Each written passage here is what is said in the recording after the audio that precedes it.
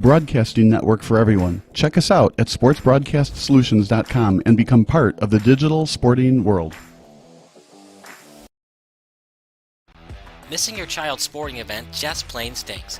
But you don't have to worry about that anymore, thanks to Sports Broadcast Solutions. SBS is a live broadcasting network, as well as covering your on-demand needs, recruiting videos, highlight reels, and much, much more. We can broadcast live to any website, and we also post as much on-demand content as you need. For more information about SBS, check out our website at sportsbroadcastsolutions.com. Sports Broadcast Solutions, a broadcasting network for everyone.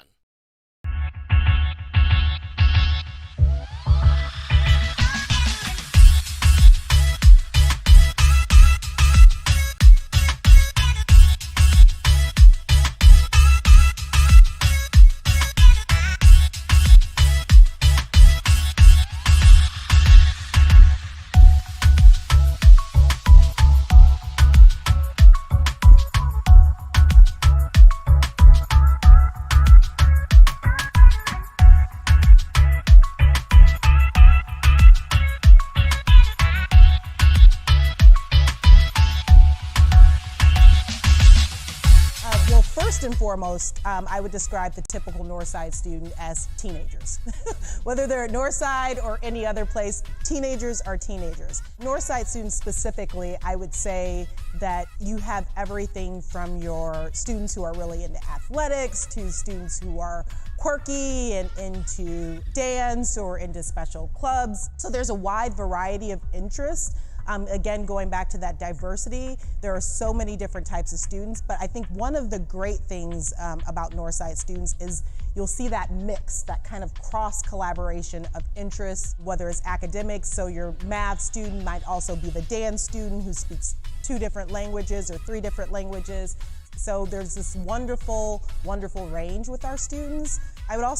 I think I would be remiss if I didn't point out that our students are incredibly kind and supportive to each other. So we see that on a daily basis, even in the way that they've been supporting each other the last 7 months and the way that they're continuing to support each other right now. I would describe the Northside teachers and staff as super dedicated. They are experts in their fields. They're experts who are dedicated to learning and growing with teenagers. Not only that, they're dedicated to continuing to learn and grow in their practice. So our faculty and staff are incredibly supportive of our students. They're incredibly supportive of each other. And I feel like I am lucky to be able to work with such a dedicated faculty and staff on a regular basis. Last year, we didn't get a chance to celebrate our 20th anniversary, but this school has been in existence for 20 years. And I was lucky enough to be a faculty member when the school opened in 1999 and then come back as the principal of Northside. And the way in which the school has stayed true to the founding principles, and we've learned and we have grown with our students and how our student population has changed over the years. I'm very, very proud of that, and I know that in the upcoming days, upcoming months, upcoming years, this school will continue to adapt to serving the needs of students in Chicago public schools and serving the kids that are in front of us each and every day. So I'm really proud of the work that we do.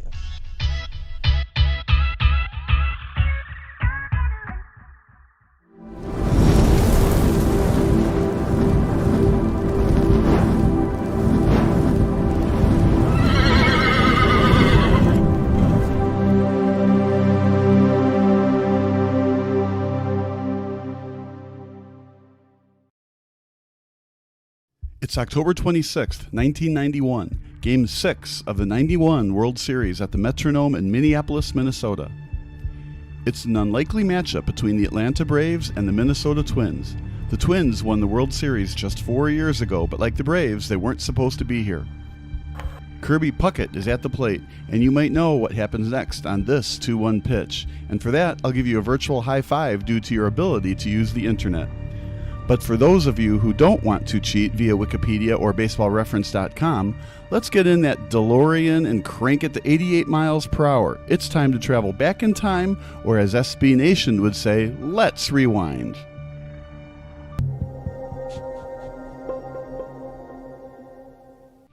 The 1991 Fall Classic was far from straight chalk when it comes to the gambling mindsets of sports bettors. According to TampaBay.com, the Braves were once 250-1 odds-on favorites to win the World Series. If you bet $100 on the Twins in spring training, that was a great bet, as they were 100-1 odds to win it all. In fact, both teams finished in last place in their respective divisions the year prior. The Braves were actually in the National League West back then, and although they'd be dominant in the later part of the decade, the beginning of the 1990s wasn't friendly to Bobby Cox's team. The first year of the 90s saw the Braves finish the regular season at just 65-97, but general manager John Schuerholz saw something in Cox, and the fiery skipper became the head honcho on June 23, 1990, replacing Russ Nixon. It didn't lead to an improvement when it came to wins. The Braves were 25-41 when Nixon received the pink slip, and they finished the year 26 games out of first with Cox as the manager. Still, the players seemed to respond to the 50-year-old skipper the next season. The Braves were notably better, but a World Series appearance still seemed very unlikely on July 11th. A .500 record at just 40-40, the Braves were on the cusp of being sellers at the trade deadline. But then something happened. The Braves just refused to lose. An incredible 54-28 finish to the season saw the Braves 4 wins away from a National League pennant. They clinched the division on the second to last of the season, with the Braves remaining in first place from September 20th until the clincher on October 5th. The stunned Los Angeles Dodgers couldn't believe it. How could a Braves team who were at .500 practically halfway through the season keep them from an NL pennant? As for the Braves themselves, next came the Pittsburgh Pirates, led by Silver Slugger Barry Bonds. If the regular season was crazy enough for Atlanta sports fans to start believing, the 1991 National League Championship Series was something we probably won't ever see again. 4 shutouts took place in the series, including 3 1-0 shutouts. The Pirates were the heavy favorites to advance to the World Series. A 98-win team, the Pirates won the division by an easy 14 games. John Smiley won 20 games for the Buccos, the last time a Pirates pitcher won 20 games during the 20th century. Doug Drabick was the reigning NL Cy Young Award winner, and with Bombs and Bobby Bonilla still in the primes of their careers, there's no way that Bobby Cox's Cinderella story could still wear their gold slipper going into the championship round, right? Wrong. Tom Glavine, the 1991 NL Cy Young winner, was on this Braves team, but he actually underperformed in the series. Game 1 went to the better-seeded Pirates, a well-deserved 5-1 win to the higher seed as the Pirates scored the game's first 5 runs. Glavine was the loser in this one by walking 3 batters and giving up 4 unearned runs. Atlanta's David Justice hit a leadoff homer in the top of the 9th inning, but it was just too late as the Pirates took a 1-0 series lead. The Braves found a way to split the first 2 games at Three Rivers Stadium, with Steve Avery leading the way to a 1-0 shutout. Game 3 was all Braves. A 10-3 win as John Smoltz was the much better pitcher in the Braves' first home playoff game in nearly a decade. But games 4 and 5 were won by the Pirates, including a seemingly back-breaking 1-0 shutout victory in Atlanta. Zane Smith led the way for Pittsburgh in Game 5, and with their backs against the wall, Atlanta had to somehow win both games on the road to make their first World Series since arriving in the capital of Georgia. The Braves just wouldn't let their dream season die. Not only that, but they held the Pirates scoreless for the last 22 innings of the series.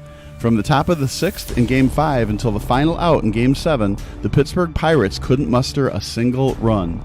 A 1-0 crushing defeat in Game 6 saw the Pirates 1 win away from elimination, and after the Braves scored 3 runs in the top of the first inning during Game 7, the Buccos offense went ice cold down the stretch.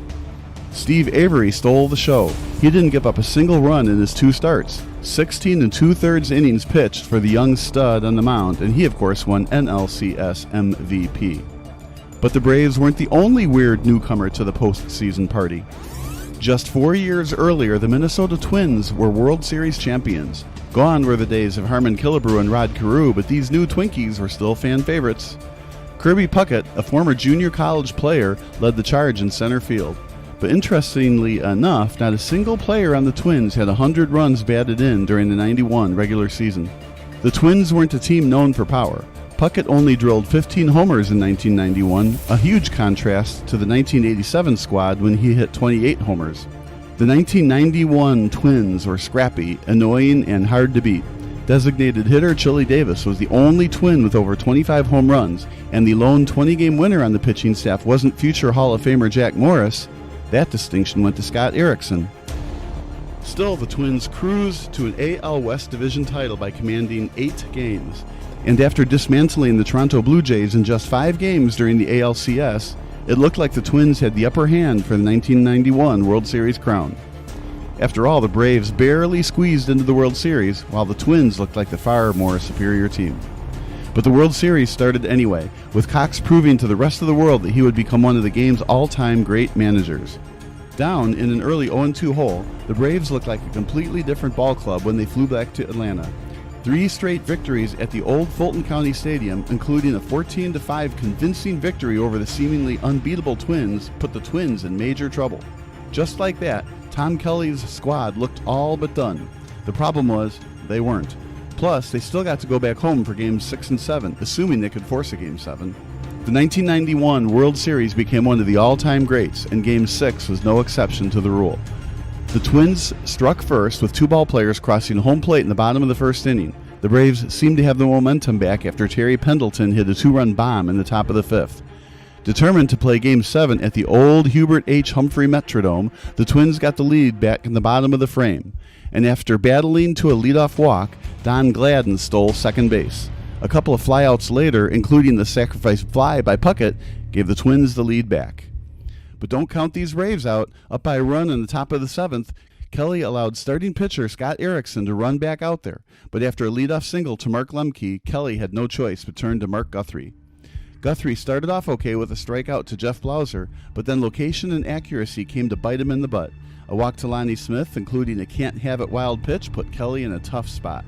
Guthrie was able to jam Terry Pendleton, but with Chuck Knobloch playing a double-play depth, Pendleton's little nubber got enough of the AstroTurf to give him ample time to claim the infield single. Just like that, we have bases loaded, and Kelly was forced to go to the bullpen yet again. In came Carl Willis. It was also decision time for Kelly. Should he bring the infield in, bring in the corners and play double play depth, or play double play depth around the infield? The Twins decided to play back with the middle infield, and it cost them. Ron Gant's ground ball in between the third base and shortstop hole allowed him to beat out the fielder's choice, and the Braves were once again in business. Gant with a good jump out of the box just beats the play. A 3-3 tie with runners on the corners. Willis was in a huge pickle, but he threw a devastating 2-2 off-speed pitch to Davis Justice to get him to swing and miss. The lead was gone, but the tie still remained. The Twins had a golden opportunity to retake the lead in the bottom of the 8th. Puckett stole second base with 2 outs, but Shane Mack couldn't drive him in. Nobody got close to tying it in the 9th, so Braves fans had to wait until extra innings to see if their team would be sipping the champagne in the locker room. Remember, this was a big deal for Braves fans. Atlanta hadn't won a World Series since relocating from Milwaukee, and the city of Atlanta had never seen a professional sports team win a championship up to this point. Atlanta nearly obtained their first lead of Game 6 in the top of the 10th. A leadoff single by Pendleton looked to be great for the Braves, but a stolen base attempt, or perhaps a hit and run, led to a slow-moving line drive and an easy double play for the Twins. So much for that potential rally. The Twins went 1-2-3 in the bottom of the 10th, so we went to the 11th. The Braves somehow got another leadoff single, this time by Sid Bream. However, Bream probably should have been at second base, if not for his oft-injured right knee. He crushed the first pitch down the first base line, but couldn't advance into scoring position. Keith Mitchell had to pinch run for him, and in this era of old-school baseball, stolen bases were more commonplace. Mitchell got caught stealing on the first pitch of Brian Hunter's at-bat, and that pretty much did in the rally. No more base runners for the Braves. Should Cox allow Alejandro Pena to pitch into the 11th? Pena might be needed for Game 7, so Cox is pretty much forced into allowing Charlie Liebrant to man the rubber in the bottom of the 11th. Liebrant probably wasn't the ideal choice. He had an ERA over 4 coming into this pitching appearance, and with Puckett leading off the inning, Cox was just praying Liebrant could force a 12th frame. And now Puckett can make history with a walk-off blast. But to understand how memorable this home run could be for Puckett, we have to know his life's history. Puckett grew up on the south side of Chicago. He was so small for center field, just 5'8", that he didn't receive a single scholarship once he graduated from Calumet High School. He actually entered the workforce right out of prep school at the Ford Motor Company. Luckily for him, Bradley University, an NCAA Division I school in the Missouri Valley Conference, gave him a shot. He then had to transfer to Triton College due to becoming academically ineligible at Bradley. However, he had what it took to play at the next level, and the Twins took a huge risk by drafting a junior college ball player with the 3rd overall pick in 1982. They obviously didn't regret taking the shrimp beef but full of energy ball player. He ended up making it to the Big Show in 1984 and helped lead the Twins to a World Series championship 3 years later, their first one since relocating from Washington, D.C. He never missed the All-Star game since 1986, and he was the 1991 ALCS MVP award. He was absolutely brilliant coming into this at-bat. He tripled in Knobloch, made an unbelievable catch in the 3rd inning, and has 2 of the 3 Twins' RBIs tonight. According to multiple reports, he told players in the clubhouse they could jump on his back tonight and he would carry them to victory. Well, here we stand. A 2-1 count on Puckett. It's a tie game in the bottom of the 11th. Can Puckett get on base or even crush a legendary walk-off homer to preserve Minnesota's incredible season? Or can Liebrant jam Puckett and face off against Chili Davis, who is already 0 for 4 on the night? Here comes the 4th pitch of the at-bat. Welcome to a moment in history. The hitter swings at the arm motion. Into deep left center for Mitchell, and we'll see you tomorrow night.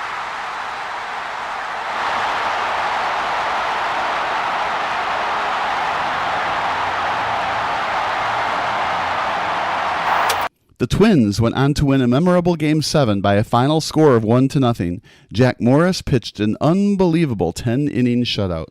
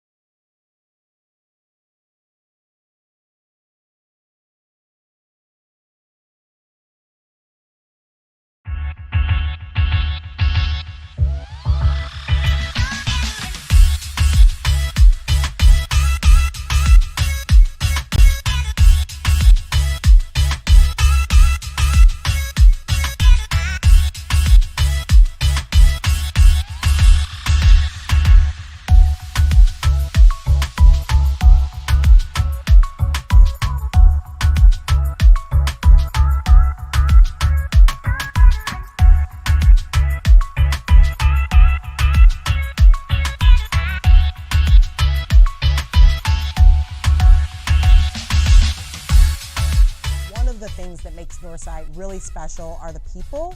We have an amazing student body. We have amazing faculty and staff. Our students and faculty and staff come from all over the city, so we have this wonderfully diverse population of people who come together in the spirit of community and learning on a regular basis.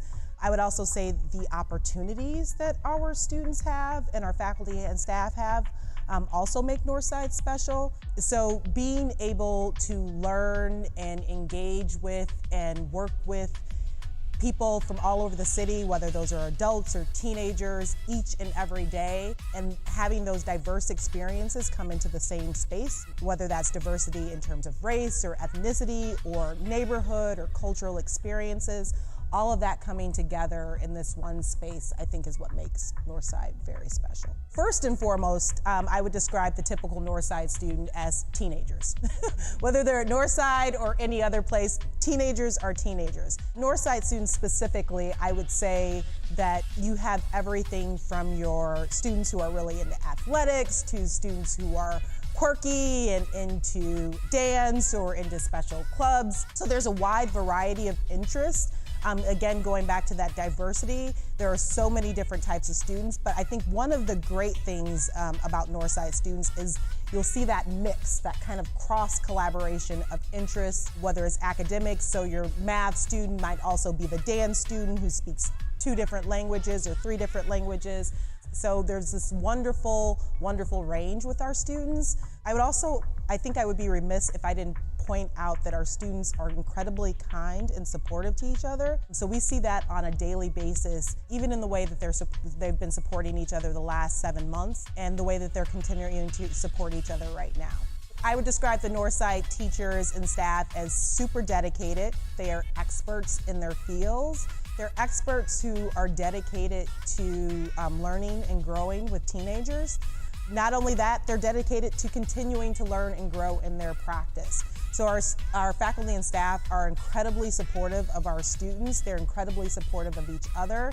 And I feel like I am lucky to be able to work with such a dedicated faculty and staff on a regular basis. It's very much in our name that we're a college preparatory high school. So our goal is to prepare students for post-secondary success, but we also recognize that our students take very different pathways. So we feel, even though we're preparing our students to go off to college and explore everything that has to offer, and we believe that they're well prepared for that, there are other options available, and we encourage students to pursue those pathways as well. Just as there are various pathways in the 4 years that students are here that they can take, we recognize that students are going to take different pathways when they leave here. So whether it's going the traditional college pathway or going into service or some kind of service to the community, we feel that students are well prepared based on their education and their experiences here.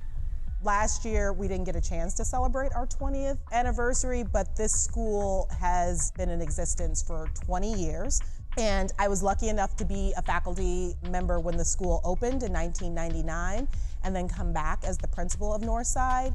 And the way in which the school has stayed true to the founding principles, and we've learned and we have grown with our students and how our student population has changed over the years. I'm very, very proud of that, and I know that in the upcoming days, upcoming months, upcoming years, the school will continue to adapt to serving the needs of students in Chicago public schools and serving the kids that are in front of us each and every day. So I'm really proud of the work that we do.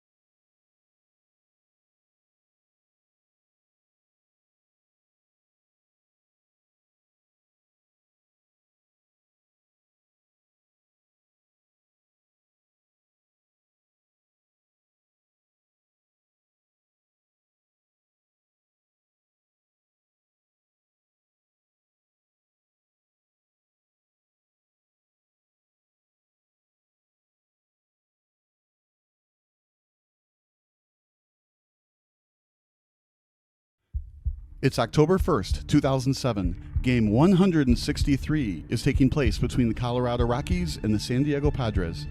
It's in the bottom of the 13th inning, a tie score at 8-8. The winner of this game gets a date with the Philadelphia Phillies in the National League Division Series. This is obviously a must-watch TV baseball game. I mean, who doesn't want to watch a one-game playoff that goes into extra innings? However, to fully appreciate what happens next, we have to know the history of both franchises. We have to understand that neither of these ball clubs have won a World Series. Even crazier, one of these teams hasn't even won a postseason series. To get a better grasp of this moment, we need to use a time machine. In other words, we need to rewind. The Rockies have Matt Holliday on third base and less than 2 outs. This is crucial because any fly ball to the outfield can theoretically send the Rockies to the National League Division Series on sacrifice fly. However, the mere fact that the Rockies are hosting this one-game playoff is crazy to think about. Back on September 15th, the Rockies were just 76-72. Yeah, you heard me right. Just 16 days ago, the Rockies were barely above 500. So how the heck are the Rockies even tied with the Padres for the National League wildcard spot? As Al Davis would say, just win, baby. Just win, baby. Yeah, the Rockies have sure won a lot of games lately. An unfathomable 10-game winning streak from September 16th until September 27th saw the Rockies go from 4.5 games back of the Padres to just one. In a twist of fate, the Rockies swept the Padres during that winning streak to get back into the NL wildcard race. But hey, that was just a lucky winning streak, right? There's no way this ball club led by Clint Hurdle could win 2 out of 3 against the first-place Arizona Diamondbacks and sneak into the playoffs, correct? And if you answered anything but yes to those questions, you'd be dead wrong. Arizona ended Colorado's winning streak during Game 1 of the crucial 3-game set, but after dominating the Diamondbacks 11-1 on September 29th, the Rockies held on for a 4-3 win on the last day of the regular season. Nail-biting wins have been nothing new to the Rockies and their fan base. One of their wins during the 12-1 finish to the regular season included a 14-inning victory over the Padres. But have the Rockies simply taken the wild card away from the Padres, or did San Diego majestically crumble down the stretch? Well, it's a little bit of both. Entering MLB game action on September 16th, the Padres were 80-67. They ended up finishing the year at 89-73. So a 9-6 record in their last 15 games is nothing to be embarrassed about from your ball players. But a 3-game sweep at the hands of the Rockies was still pretty bad, especially considering that all 3 games were at Petco Park. Also, the Padres had the Brewers down to their last strike on September 29th, but Tony Gwynn Jr. knocked a game-tying triple off Trevor Hoffman to send the game into extra innings. How brutal irony is that? The son of the greatest Padre ever quite possibly stopped you from going to the playoffs. What gets lost in the shuffle is that the Rockies were actually a third-place team in the wildcard race prior to their incredible finish. The Dodgers were up 3 games on the Rockies after all the games concluded on September 15th. So what the heck happened to the Dodgers? It's hard to exactly say why they simply forgot to play baseball, but their final record speaks for itself. On September 15th, the Dodgers were 10 games over 500. By September 30th, the team barely finished with a winning record at 82-80. You can't make this stuff up. The Dodgers went from 79-69 and just 1.5 games back on San Diego for the wild card spot to finishing 7 games back of both Colorado and San Diego. Colorado literally had to sweep Los Angeles to knock the Dodgers out of the playoffs, and the Rockies did just that from September 25th until September 27th. The Dodgers might be known for playoff choking nowadays, but late-season chokes are nothing new to the Dodger faithful. Anyway, back to the Padres and Rockies. The Rockies were 12-1 down the stretch, but a minor choke job by the name of Ron Burgundy allowed Colorado to host a 1-game playoff. The Padres were 2 games ahead of the Rockies on September 29th, meaning they just had to win either of their next 2 games against the Milwaukee Brewers or 1 Rockies loss the next 2 days clinched a wild card spot for Bud Black's team. The 2007 Milwaukee Brewers were actually in first place of the NL Central Division during most of the regular season, but a late surge by the Cubs, as well as a collapse, saw the Brewers outside of the playoffs for yet another year. They still played spoilers, though, and after dispatching the Padres in 11 innings on September 29th, the Brew Crew disallowed September 30th from being the Padres' clinch day. A very convincing 11-6 win for Milwaukee as the Padres had to fly from Milwaukee to Denver for a National League West grudge match. Just like that, Game 163 determined who would win the National League wild card. This was huge for Rockies fans as their favorite baseball team hadn't sniffed the postseason since 1995. Colorado began as an expansion franchise in 1993, and the Rockies earned the first ever NL wildcard spot in 1995. The Rockies fought hard in the division series against the Atlanta Braves, but the eventual World Series champion Braves took care of the Blake Street Bombers 3-1. But since then, the Rockies have always found ways to lose games. More importantly, it's their pitching staff who seemingly always lets them down. Even when the Rockies won the wild card in 1995, you probably don't know any of their starting pitchers. Kevin Ritz, Bill Swift, and Marvin Freeman were arguably their 3 best pitchers that season. Colorado was so desperate for starting pitching help that they signed Mike Hampton to an unreal 8-year, $121 million contract after the 2000 season concluded. All of the money in Major League Baseball is guaranteed, by the way, so why would the Rockies sign a pitcher to an 8-year deal? Simply put, it's hard to find free agent pitchers who want to pitch in Coors Field, the home ballpark of the Rockies where the ball hits the mile-high wind and sails out of play. If you don't remember Mike Hampton playing for the Rockies, you're not the only one. He only lasted 2 years in Denver, with his last season being a dreadful 6.14 ERA and opponents batted .313 against him. So for the Rockies to be successful, they usually need to outslug teams. But that wasn't exactly the case in 2007. Jeff Francis won 17 games for the Rockies this season. Ubaldo Jimenez was on this team, and the relatively unknown Aaron Cook posted an ERA under 4.2. In a nutshell, this surprising Rockies team can play a little small ball and outpitch teams as well. But tonight has been anything but a pitcher's duel.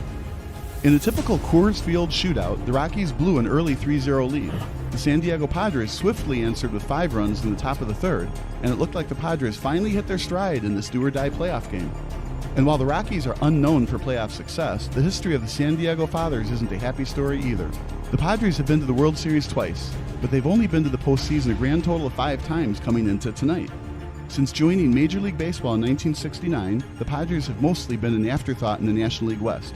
Coming into the 2007 MLB season, Bruce Bochy had enough with postseason disappointments, and he left for greener pastures in San Francisco. Some Padres fans felt it was treason, as Bochy led the team to division titles in 2005 and 2006. While they were back-to-back NL West crowns, the 2005 team barely finished with a winning record, and after being swept by the Cardinals in the NLDS, Bruce Bochy's team finished the year under 500 at 82-83. The 2006 squad was much better, but those pesky Cardinals were still too much for San Diego to handle. San Diego had home field advantage for the division series, but Bochy's crew only scored a single run in their first 2 postseason games. The offense was slightly awake when they entered Busch Stadium. A 3-1 win in Game 3 gave San Diego fans new hope, but it was quickly taken away during Game 4. 6 unanswered runs by St. Louis gave the Cardinals the series win and yet another postseason disappointment in Southern California. Bud Black took the 2007 job after Bochy left for the hated Giants. Led by NL Cy Young winner Jake Peavy, the Padres were in first place in the NL West as late as September 3rd. Peavy got the nod for this one-game playoff. It was his turn in the rotation since he hadn't pitched since September 26th.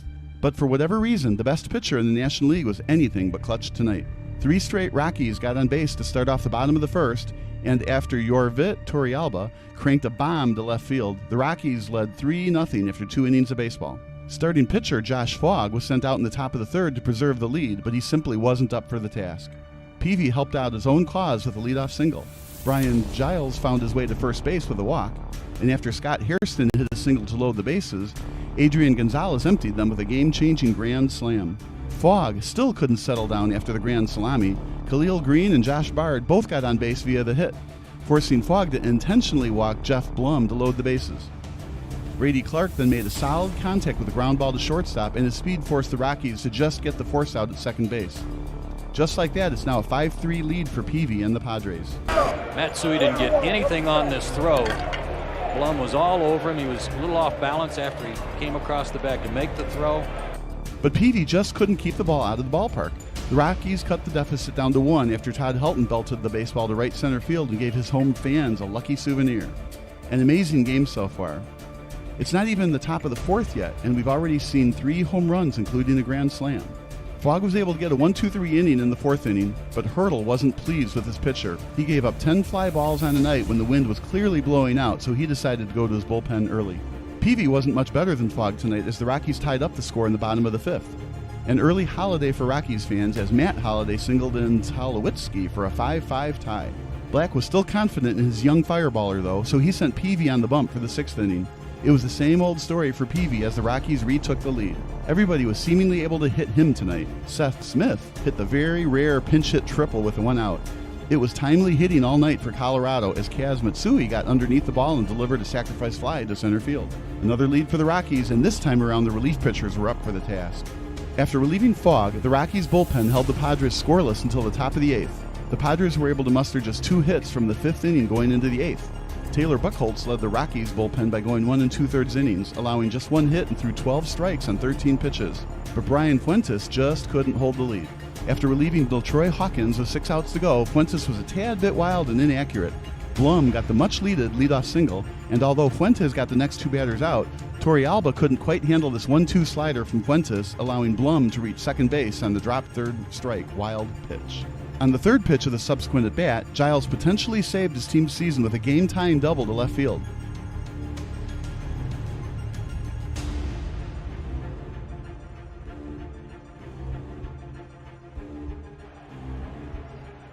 A high pitch that Giles was just trying to fight off, and he did. Got pretty good wood on it, and maybe that's what fooled Holliday as it sailed over his head. But Hairston couldn't send Giles home after that. Granted, Tulowitzki's dart from shortstop, Helton's great stretch at first base was excellent defense. Neither team could score again in regulation, so we went to extra innings. The next 3 innings were full of drama as both teams had chances to score. San Diego had runners on 1st and 2nd with 2 outs in the top of the 10th, but Matt Herges jammed Giles and got the inning-ending ground out. Colorado had a golden opportunity for a walk-off win in the bottom of the 11th. With Brad Hopp at the plate, Colorado had the game-winning run 180 feet from home.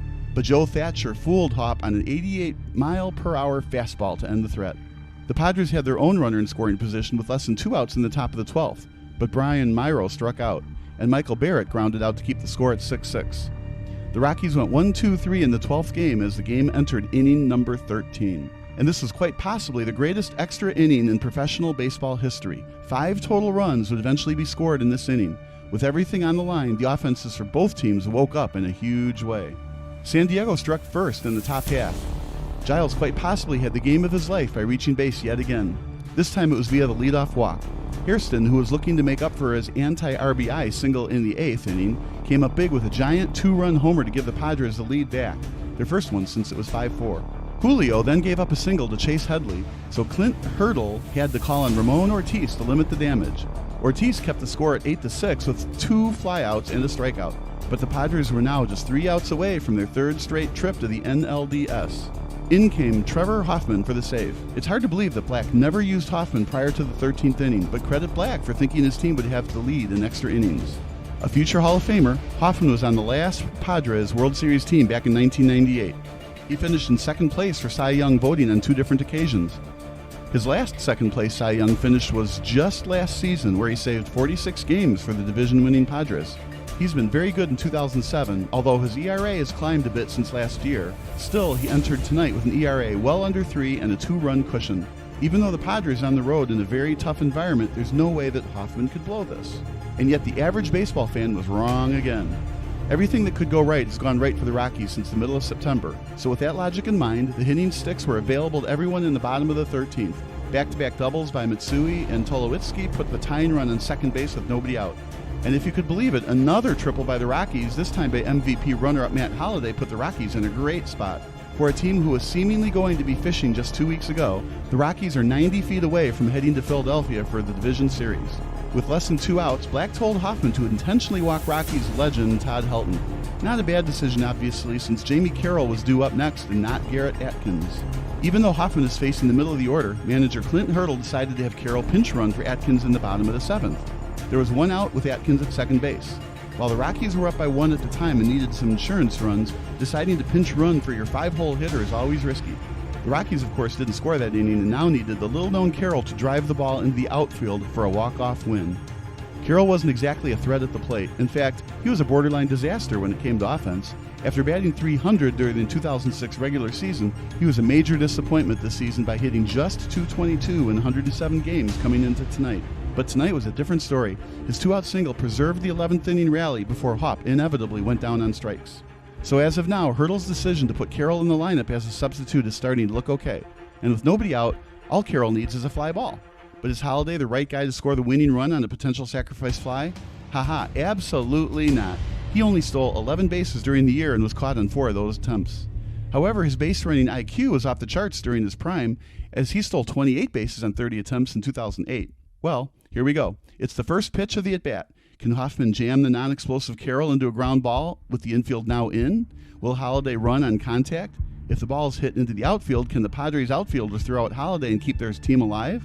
Welcome to a moment in history. To right field. Giles is there to make the catch. Tagging is Holliday. The throw to the plate. He is safe. The Colorado Rockies are the National League Wild Card winners. Hold on a second. Did Holliday actually touch home plate? Let's look at that again.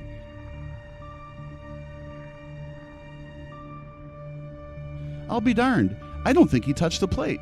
Michael Barrett tagged him, but the home plate umpire determined that Holliday touched home base. This was years before instant replay challenges, by the way, so the Padres had to live with home plate umpire Todd McClellan's safe call.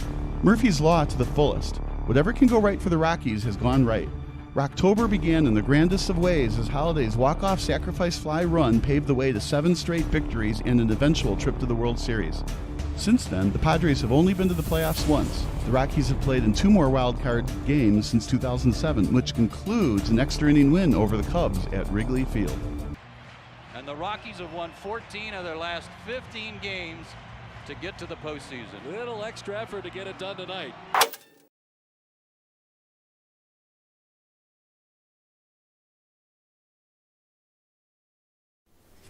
Sports Broadcast Solutions is a broadcasting network for everyone.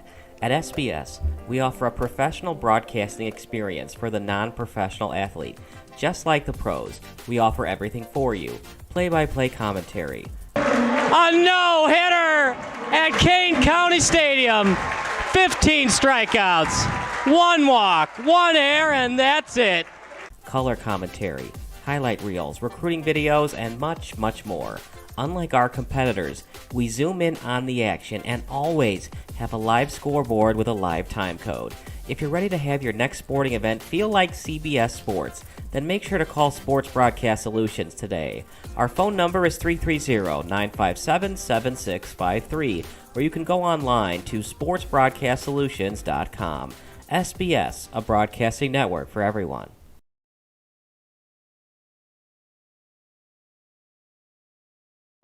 Sports Broadcast Solutions is a broadcasting network for everyone.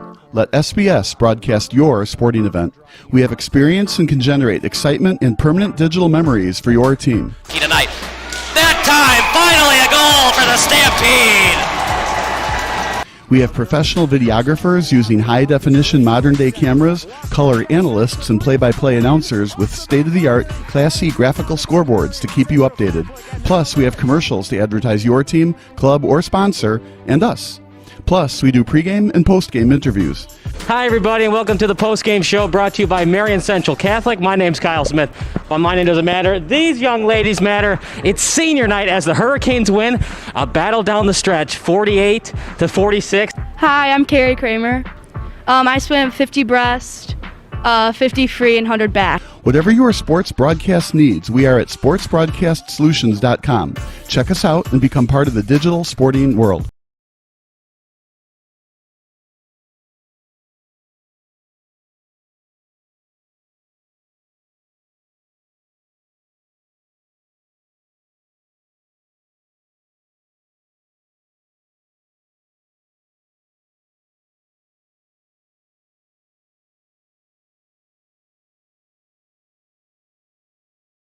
It's December 28th, 2003. The 9-6 Minnesota Vikings are playing on the road. A win in this game clinches a playoff spot for the Vikes. And with the Cardinals entering the contest with a record of 3-12, it looks like Minnesota is headed back to the postseason. The ball is placed at the 28-yard line, but with the Cardinals down by 5 and under 10 seconds remaining, a field goal does them no good here. As such, it's up to quarterback Josh McCown to heave up a Hail Mary for the incredible comeback win. But a lot is happening here. In fact, there was a lot of drama coming into this moment. The mere fact that the Cardinals still have a chance to win the game is practically unbelievable. Before we find out what happens next, we need to understand where both teams currently stand.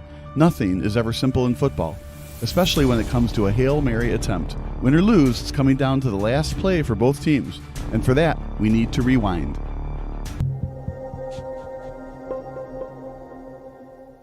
The Vikings have a decent record at 9-6, but for Vikings fans who remember the 2003 season, they should have a lot more wins. Minnesota was once undefeated this season. Impressively, the Vikings won their first 6 games. But things started to unravel quickly for the Vikes. After a red-hot start to the year, Minnesota dumped its next 4 in the toilet. Even more embarrassingly, only one of those 4 straight defeats was by less than 10 points. While it didn't seem to be a big deal at the time, loss number 2 of the 4-game losing streak was a critical 3-point defeat at the hands of the Green Bay Packers. This was huge because the Vikings outlasted the Packers 30-25 during Week 1. If the Vikings had won during Week 9 against the Packers, they would have owned the head-to-head tiebreaker for the NFC North Division. This means that the Vikings wouldn't need to win on the road in Week 17. But the Vikings couldn't take care of business, and the losing continued into Week 12. From 6-0 to now 6-4, now the Vikings are 9-6. And if they could have just outlasted the Bears a couple of weeks ago, they'd be in the playoffs. Instead, Charles Peanut Tillman made the signature play of his underrated career as he overpowered Randy Moss in the end zone. And now, the Vikings need a win today to clinch their postseason tickets. Both the Packers and the Vikings were 9-6 coming into Week 17, so the Vikings need a win or a Packers loss to win the division. The old saying, every game matters in football, definitely stood the test of time for the Vikings in 2003. Still, going from 6-0 to 9-6 is technically a collapse. And this was supposed to be a new era of Vikings football, and with Mike Tice as the head coach. Gone were the days of Dennis Green's Vikings blowing playoff leads or getting dominated in the tournament. Green's Vikings went 15-1 during the 1998 regular season, but they couldn't finish the deal as the Dirty Birds Atlanta Falcons upset them at the Metrodome during the NFC Championship game. Didn't Green know the Dirty Birds, who he thought they were, but he still left them off the hook?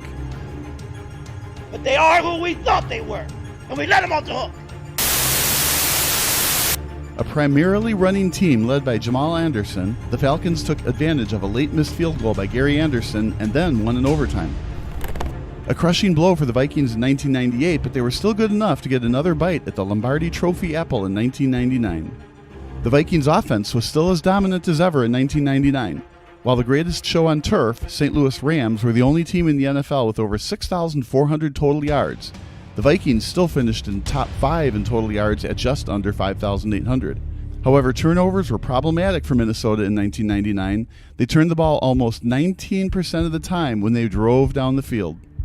With Randall Cunningham struggling at QB the year before, Y2K, Green made a quarterback change and gave the keys of the offense to journeyman Jeff George. George was a former number 1 overall draft pick, and he looked the part of a franchise quarterback in 1999. His Vikings went 8-2 with him as the starting quarterback, with the Vikings earning a spot in the wild card round. They easily took care of the aging Dallas Cowboys 27-10 as the Vikings advanced to the divisional round against Kurt Warner's Rams. George was excellent on this day, but incredibly his 4 touchdown passes weren't nearly enough to outlast the Rams. A terrible day for the Vikings on defense as the Vikes gave up 49 points and 5 touchdown passes to the future Hall of Famer in Warner. If the Vikings' defense had just been moderately respectable, they probably would have advanced to the NFC title game. Jeff George finished with 423 yards passing and 29 completions, but he also had 21 incompletions. The Vikings originally trailed 49-17, so to be fair, some of George's completions came during garbage time. In 2000, the Vikings truly believed the third time would be the charm. Choosing not to retain George or Cunningham, President Gary Woods saw enough in Dante Culpepper to allow him to be the full-time starter in 2000. Even though he didn't play a single snap the previous year, the 2000 season would be Culpepper's first year as the starter and his rookie season altogether. It turned out to be a great decision as Culpepper's Vikings won 11 games in the NFC Central Division. However, the Vikings lost their last 3 regular season games, allowing the New York Giants to clinch home field advantage for the playoffs. Whether playing in the Meadowlands was the key difference maker for the Vikings is debatable, but whatever the reason, the Vikings offense looked lost and bewildered during the NFC Championship game. A 41-0 shellacking in East Rutherford, New Jersey saw Jim Fossil's Giants play on Super Bowl Sunday and the Vikings crumble in yet another embarrassing playoff defeat. This is by far the worst of the 3 consecutive playoff losses during the Dennis Green tenure, and it begged the question, if not now, when would the Vikings finally get over the hump and back to the Super Bowl? A losing record in 2001 saw the Vikings gamble and terminate the consistent winner in Green. In came his assistant in Mike Tice, and the 2003 Men in Purple were once again contenders during Tice's second year in Minneapolis. But, as was the case under Green, this Vikings core always chokes when the stage is fully lit. And here we go again. From an 11-2 start to an 11-5 finish, the 2000 Vikings blew a chance at having the Super Bowl go through the Metronome. And in 2003, the Vikings went from undefeated to being on the cusp of not even participating in the NFL tournament. Even if the Vikings don't allow the game-winning touchdown pass, the mere fact that they have to hold on against the 3-12 Cardinals is pretty darn head-scratching. But do the Cardinals have some individually talented players on offense? In 2 words, not really. While it's true that Anquan Boldin was on this team, the rest of the roster was very underwhelming to say the least. Boldin was a rookie in 2003, and the rest of his wide receiving teammates just weren't going to get the Cardinals over the top. Neither quarterback, Jeff Blake or Josh McCown, trusted any other wide receiver besides the former second-round draft pick. Consider this, Boldin was targeted 165 times in 2003. No receiver received more than 89 targets. The little-known Nathan Poole finished with just 19 targets this season, but he was the go-to receiver on this version of any given Sunday. Boldin wasn't his normal self against the Vikes, as he has just 5 receptions for 27 yards coming into this play. However, Poole was up to the task and caught all but one of his targeted throws for 58 yards. Considering that Poole finished the year with 177 total receiving yards, it's safe to say he was having the game of his season. Almost 39% of his total season production occurred today in the season finale. The Cardinals led 6-0 at halftime thanks to 2 successful field goals from Neil Rackers.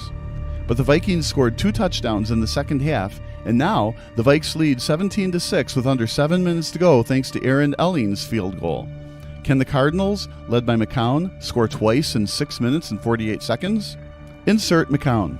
Week 17 of 2003 is just his 3rd career start in the NFL, but he's definitely improved from last year's rookie campaign. In the 2 games that he played during the 2002 season, he completed less than 40% of his passes and finished with a pedestrian quarterback rating of 10.2. But the Cardinals had nothing to lose after being 7 games under 500 when they entered Week 14. With his team now in the double-digit loss category, head coach Dave McGinnis gave McCown a chance by starting him in Week 15 over the veteran Jeff Blake. Despite a sack rate of under 5%, Blake's completion percentage of 56.7 this season wasn't enough to keep his job, and with the team at 3-10, it was probably time to start the young pup anyway. The Cardinals needed more than just a quarterback, though, and after losing in Week 15 and 16, Cardinals fans were thinking of a new regime and a new signal caller. The 2004 NFL Draft saw Ole Miss quarterback Eli Manning rising up the draft boards, and if the Cards and Chargers win today, Arizona would obtain the number 1 overall draft pick. The Cards were so bad in 2003 that they only won a single game in division play. But losing on purpose, aka tanking, wasn't the intended goal for Arizona late in the season. They just really stink. A team that was once 3-5 is now in danger of finishing the year with 8 consecutive losses. And for Cardinals fans, they've seen enough of Josh McCown to be happy with Eli Manning as the franchise's number 1 draft pick come April. However, McCown showed signs of promise on the drive following Minnesota's field goal. Needing a touchdown to make things interesting, McGinnis had no choice but to go for it on 4th and 6 at their own 44-yard line. Mr. Consistent Anquan Bolden made a huge catch, and his dive at the chains was enough to create a new set of downs for the home team. However, with only 1 timeout left, the Cards still had to recover the onside kick. The Vikings knew this, so they played conservatively on defense and forced the Cardinals to kill the clock with dumps and dunk passing plays. A couple of costly penalties by the Vikes allowed the Cards to keep the drive alive. Even so, McCown's touchdown pass in the red zone happened with just 1 minute 54 seconds remaining in the 4th quarter. Even if the Cards convert on the 2-point attempt, they still have to have a successful onside kick. It was still a big 2-point conversion attempt, and just like it's been the case their last 7 games, the Cards couldn't make a big play in crunch time. McCown dumped it off to Emmitt Smith, but E.J. Henderson greeted him in the flat for a huge open field tackle. Even if the Cards get the onside kick, they need a touchdown to win it. The Cards haven't recovered an onside kick all year, but this is also a Vikings franchise who has crumbled late in ball games the last 5 years. And wouldn't you know it, when all they needed to do was catch a kick 10 yards away from the tee, they buttered-fingered it and gave the Cards new hope. Even so, the Vikings had a 73% winning probability due to the Cards having an unproven QB and a talent-devoid roster. But Vikings cornerback Denard Walker got beat by Cardinals wideout Brian Johnson and was forced to hold him for a killer penalty. Even on defense, the Vikings can't get out of their own way.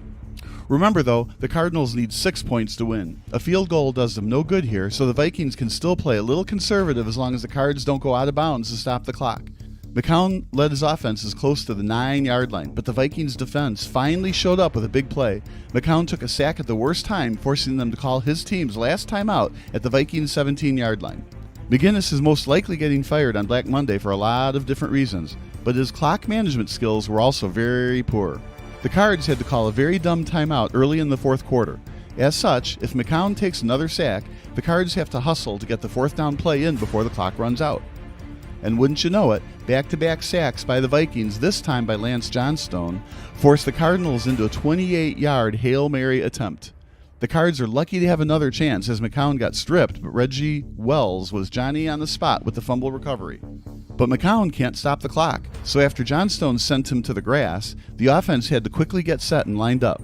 This is tough to do as the offensive line has to give McCown enough time to set his feet and deliver a strike into the end zone. Now, before we look at the final play, we have to acknowledge the year is 2003. During this time, the NFL allowed the most controversial rule outside of the infamous tuck rule. Until the 2008 season, the NFL allowed what was simply known as the force-out rule. Here is a full iteration of the rule. According to this procedure, the nearest official could subjectively determine if the receiver would have had 2 feet in bounds if not for a push-out by the defender. In essence, if the receiver had the second foot in bounds but was forced out while making the catch would count and the touchdown would be awarded. This is big because any receiver with great size can position themselves in a prime position for the force-out rule to take effect. Bolden would obviously be the intended target on such a play, but considering that Poole has more receiving yards than Anquan, Poole might be the best option on a Hail Mary prayer pass. So here we go. Can the Vikings knock the ball down and advance to the playoffs? They have to win today as the Denver Broncos got absolutely destroyed in Green Bay. Or can the Cardinals snap their 7-game losing streak with an incredible Hail Mary finish? Does McCown trust more in Bolden, or will he throw it to Poole? Bolden has been one of NFC's best wide receivers during his rookie season, and a TD reception would give him over 1,400 receiving yards for the season. However, Poole has 58 yards receiving to just 27 from Bolden. In fact, Poole has more receiving yards this afternoon than Randy Moss. It's the last play of the game, regardless of what happens next. Welcome to a moment in history. McCown for the end zone. It's caught. Nathan Poole has a touchdown. I mean, there's nobody inside the 10. Get back, guys. Here it is. The season's on the line. 2 receivers left and right. McCown takes the snap. He steps up. He's all by himself. Fires into the end zone. Caught! Touchdown! No! No! The Cardinals have knocked the Vikings out of the playoffs. I believe it was caught by Nate Poole. He's being mugged by his Cardinal teammates. They're Minnesota Vikings crying on the field. I sure hope that you enjoyed our latest edition of Rewinder. Make sure to subscribe and comment below.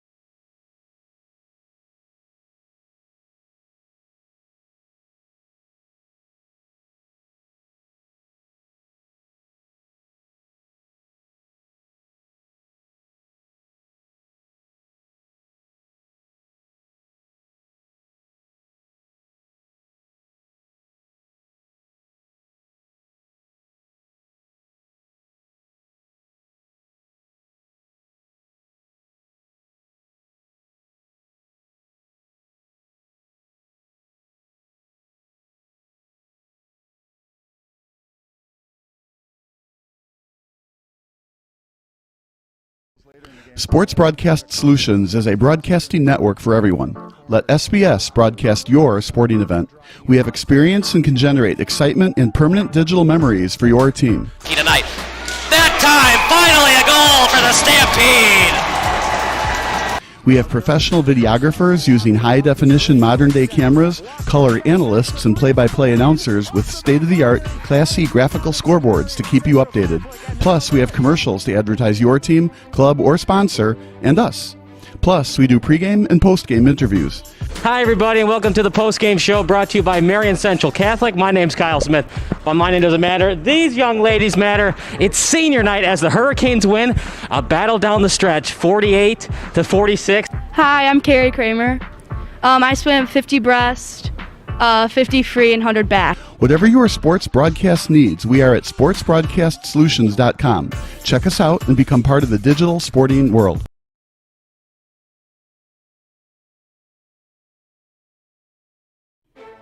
Sports Broadcast Solutions is a broadcasting network for everyone. For those of you that just want raw footage of your sporting event, but no play-by-play or color commentary, you just need us to live stream video from the event over the internet. We will live stream your event on YouTube on our Sports Broadcast Solutions channel. In addition, we also have a dedicated channel on YouTube for live streaming at SBS Livestream.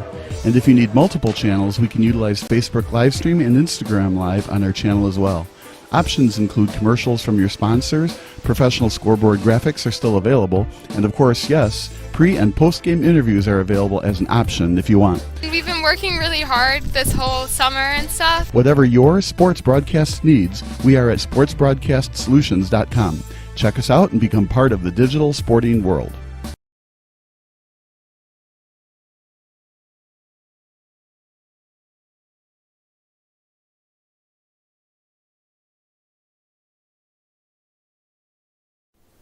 Sports Broadcast Solutions is a broadcasting network for everyone. At SBS, we offer a professional broadcasting experience for the non-professional athlete. Just like the pros, we offer everything for you. Play-by-play commentary. A no-hitter at Kane County Stadium. 15 strikeouts, 1 walk, 1 error, and that's it. Color commentary, highlight reels, recruiting videos, and much, much more. Unlike our competitors, we zoom in on the action and always have a live scoreboard with a live time code. If you're ready to have your next sporting event feel like CBS Sports, then make sure to call Sports Broadcast Solutions today. Our phone number is 330-957-7653, or you can go online to sportsbroadcastsolutions.com. SBS, a broadcasting network for everyone.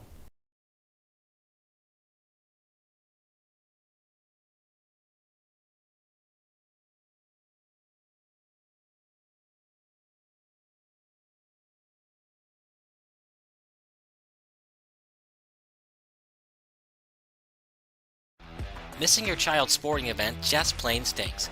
But you don't have to worry about that anymore, thanks to Sports Broadcast Solutions. SBS is a live broadcasting network, as well as covering your on-demand needs, recruiting videos, highlight reels, and much, much more. We can broadcast live to any website, and we also post as much on-demand content as you need.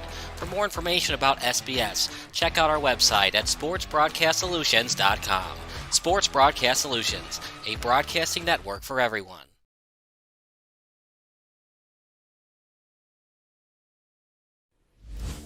Sports Broadcast Solutions is a broadcasting network for everyone. We broadcast sporting events for people of all ages, including adult leagues, high school leagues, and kids. Complete with professional-looking graphics, broadcasters, color analysis, and commercials. We do pre- and post-game interviews with the players. In addition, Sports Broadcast Solutions does highlight films, including college recruiting reels, highlight films you'd see on sports news programs, and just simply highlight films for fun. Sports Broadcast Solutions also provides raw footage and live streams if you'd like. Subscribe to us and listen to our professional talk videos about relevant topics in the pro and college ranks. Whatever your sports broadcast needs, contact us at sportsbroadcastsolutions.com and become part of the digital world.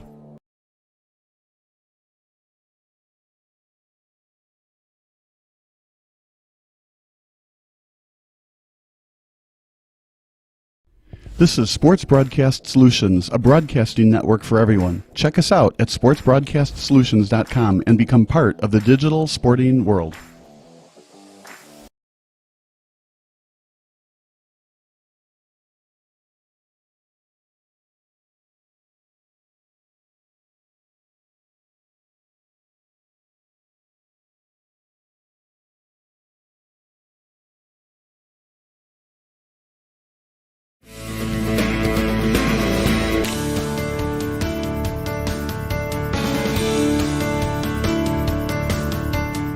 When a parent sends their child to Northside, I would want them to know the degree to which the teachers are really invested in their child. I want to know when I send my child someplace that my child is cared for, and that totally happens here. This is just really quite a unique place to learn. It's not the teacher kind of standing up in front saying, here are the facts, go memorize them. It's really about helping the students learn how to learn from each other, how to teach each other, which are more lifelong learning lessons. Okay, I don't have the word. One of the programs that I participate in are robotics, and it's really great to be able to collaborate on something and to see solely something that didn't exist before, and now it's only this moving kind of machine that can understand concepts and sort of do what you tell it to do. And you gain that understanding and that knowledge about how things work. Well, Northside is an amazing institution that I've had the privilege of going to for the last 3 years of my life, and it's opened so many doors of opportunities for me, and I think it's a great place for people to really experience like the most full of their potential.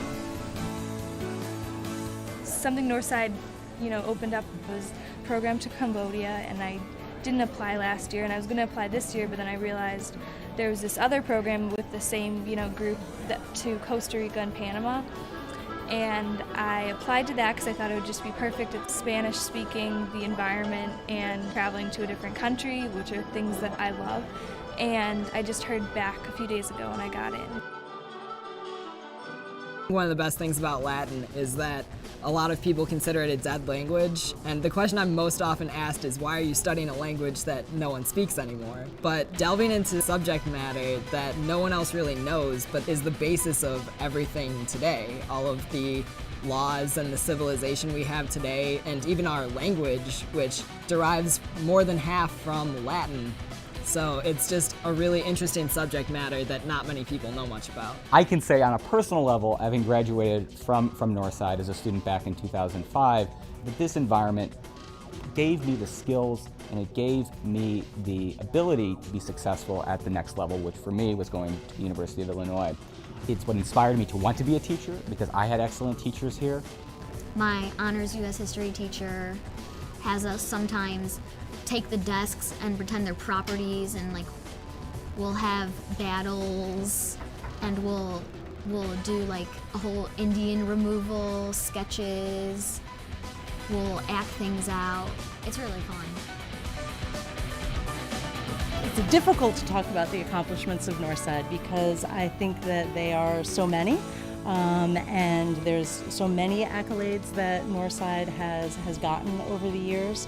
But I really think that the more important thing is just the richness of the whole experience. The quality of the education that every child gets, I think, is more significant than we're ranked 24th in the nation. It's really more about the individual. Here at Northside, we're not really just learning, we're also kind of training ourselves to become leaders. We have here people who might be senators, doctors, lawyers, and maybe somewhere in there is a president or two.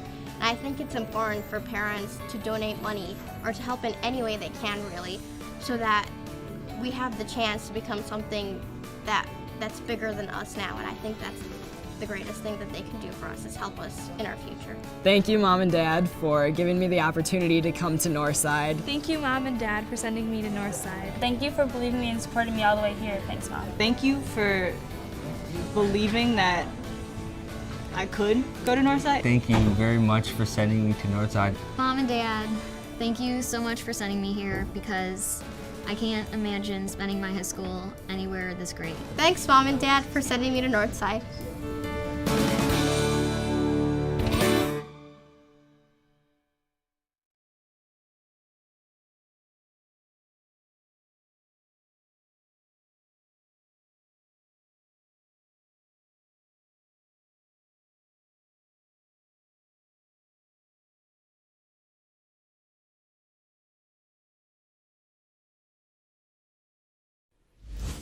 Sports Broadcast Solutions is a broadcasting network for everyone.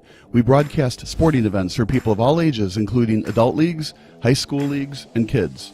Complete with professional-looking graphics, broadcasters, color analysis, and commercials. We do pre- and post-game interviews with the players. In addition, Sports Broadcast Solutions does highlight films, including college recruiting reels, highlight films you'd see on sports news programs, and just simply highlight films for fun. Sports Broadcast Solutions also provides raw footage and live streams if you'd like. Subscribe to us and listen to our professional talk videos about relevant topics in the pro and college ranks.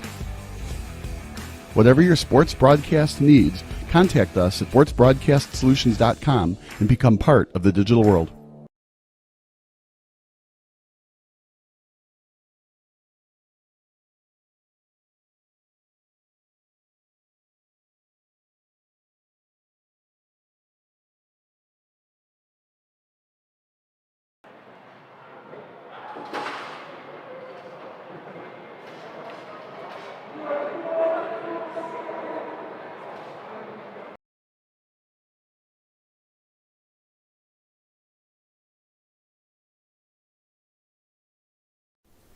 Sports Broadcast Solutions is a broadcasting network for everyone. At SBS, we offer a professional broadcasting experience for the non-professional athlete. Just like the pros, we offer everything for you. Play-by-play commentary. A no-hitter at Kane County Stadium. 15 strikeouts, 1 walk, 1 error, and that's it. Color commentary, highlight reels, recruiting videos, and much, much more. Unlike our competitors, we zoom in on the action and always have a live scoreboard with a live time code. If you're ready to have your next sporting event feel like CBS Sports, then make sure to call Sports Broadcast Solutions today. Our phone number is 330-957-7653, or you can go online to sportsbroadcastsolutions.com. SBS, a broadcasting network for everyone.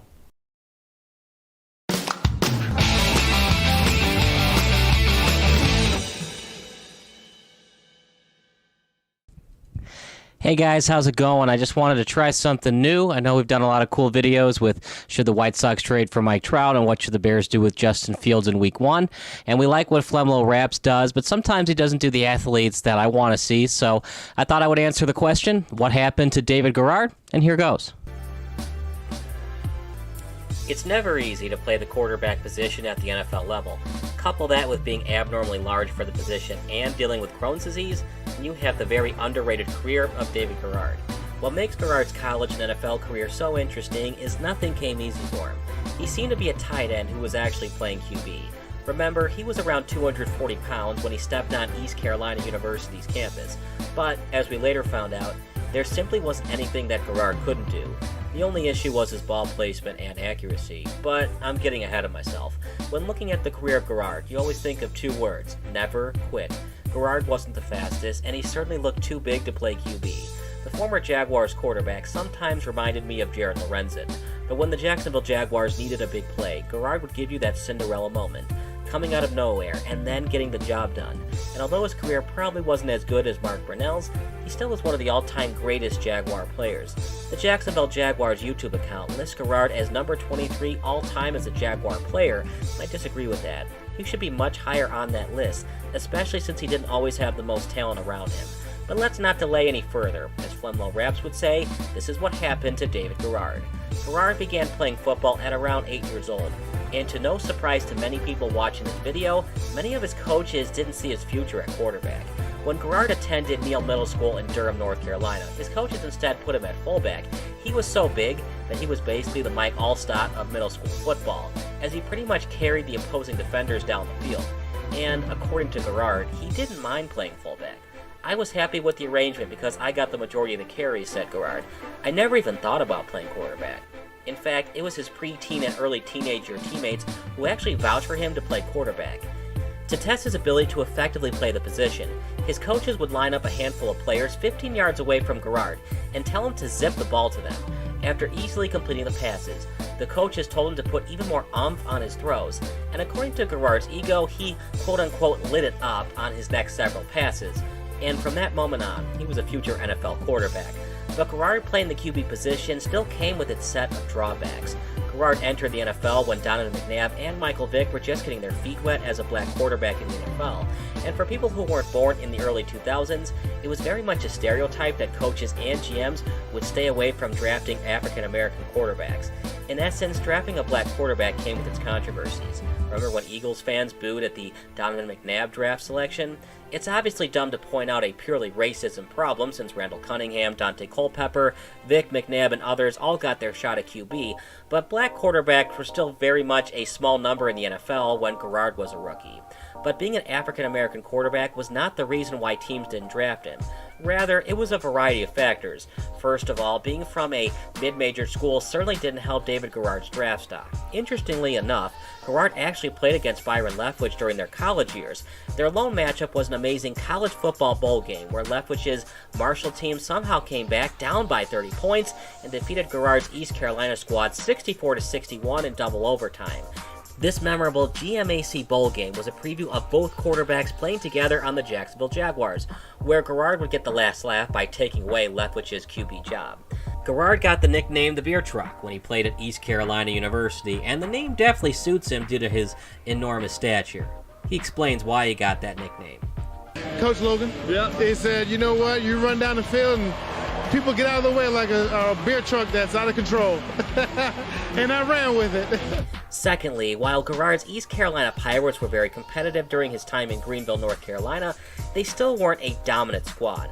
This is important to know because one of the reasons why mid-major quarterbacks like Zach Wilson can rise on the draft board is because their team was undefeated for most of the season. The old adage, you are what your record says you are, can sometimes define how valuable your quarterback play is to the team's overall success. In layman's terms, Wilson's undefeated BYU squad, until their loss to Coastal Carolina, proved to some NFL draft scouts that he's the real deal at QB. Garrard, you might ask? His best season at East Carolina was 9-3, which included ECU defeating the number 13 ranked Miami Hurricanes that season. A very good record at 9-3, but it was still a far cry from Alex Smith's undefeated season when he played quarterback at the University of Utah. Regardless of the reason why Garrard fell in the draft, the Jaguars took a chance on him in the 4th round, and they were rewarded with a fairly decent quarterback. Despite being diagnosed with Crohn's disease in January of 2004, the former ECU Pirate ended up getting honored for the 2009 Pro Bowl, won a playoff game, and even finished with just over 16,000 passing yards in his career. If you're not familiar with Crohn's disease, here's the SparkNotes summary of the illness. Crohn's is an inflammatory bowel disease that causes inflammation of the person's digestive tract. This disease can lead to abdominal pain, severe diarrhea, fatigue, weight loss, and malnutrition. While not usually life-threatening, this IBD can lead to kidney stones, inflammation of the liver, and inflammation of the eyes. To sum up, it certainly isn't easy playing the hardest position of the 4 major American sports and being malnutritious, aka having Crohn's disease. Thankfully for Garrard, Crohn's was very treatable in 2004 and is even more treatable today. The way to generally treat Crohn's is with immunosuppressants and steroids, although surgery might be required on a case-by-case basis. And that was the unfortunate case for Garrard, as he had to have surgery in June of 2004 to remove almost 12 inches of his intestines. Despite that intensive surgery, Garrard ended up staying in the National Football League until 2003, and he did more than just stay in the NFL. He showed why he earned the starting job from head coach Jack Del Rio. In the entire history of the Jaguars, only 3 quarterbacks have won a playoff game, Brunell, Garrard, and Blake Bortles. It's not the most impressive list of QBs, but it's still obvious that Garrard had a much better NFL career than his former teammate in Leftwich. Garrard flourished best when Del Rio allowed him to best utilize his dual-threat mentality. While his numbers aren't very flashy, Garrard gave Jacksonville stability at the position once they had to move on from Mark Brunell. Even with his so-so passing numbers, Garrard still led the NFL in third down passer rating during the 2007 season. His 2007 Jaguars advanced to the divisional round, where they had to face off against the 16-0 New England Patriots. We all know how that game turned out, as the Patriots wouldn't lose a single game that season until Super Bowl 42. But as good as Garrard was, he just wasn't consistent enough to stay in the league. His QB rating never went above 81, and his last 3 years were very mediocre. His 2008 season, his third to last one in the NFL, saw him throw just 15 touchdown passes to 13 interceptions. His passer rating finished just underneath 60. His 2009 season was even worse, with a QB rating of 54.4, and although he showed flashes of greatness in 2010, his 23 TD passes to 15 interceptions proved to the Jags it was time to draft the future in Blaine Gabbert. Gabbert turned out to be a bust, but it also turned out that the Jags still made the right decision in cutting Garrard. The beer truck's engine seemed to die out once he arrived in Miami. He had arthroscopic knee surgery during the 2012 training camp, and the Dolphins were forced to release him due to injury problems on September 4th. In a span of 3 years, from 2010 to 2013, Garrard suffered multiple knee injuries, as well as undergoing surgery on his herniated disc. He attempted a comeback with the New York Jets in 2013, but that inevitably fell through as he suffered through complications with knee swelling. He retired as a Jaguar in March of 2015. So what happened to Garrard? Well, he outplayed his original draft position, but he showed at times why he lacked the arm talent and decision-making to become a star in professional football. His passes lacked touch at times, and he sometimes forced the ball in unnecessary tight windows. However, Garrard's life has been anything but unsuccessful. He's currently a spokesman for 121 Financial Credit Union, and he's a role model for kids at the Painted Turtle Camp. The Painted Turtle Camp is specifically made for kids having to endure the issues of living with Crohn's disease. Garrard never became as good as Mark Brunell, but he was certainly a better QB than Leftwich and Bortles. But most importantly, Garrard overcame the problems of Crohn's disease and being slightly big for the position. The beer truck might never become the next coming of Big Ben, but I don't think that Garrard has any regrets about his NFL career. And that's it for today. Make sure to comment below if you liked the video and subscribe to our channel.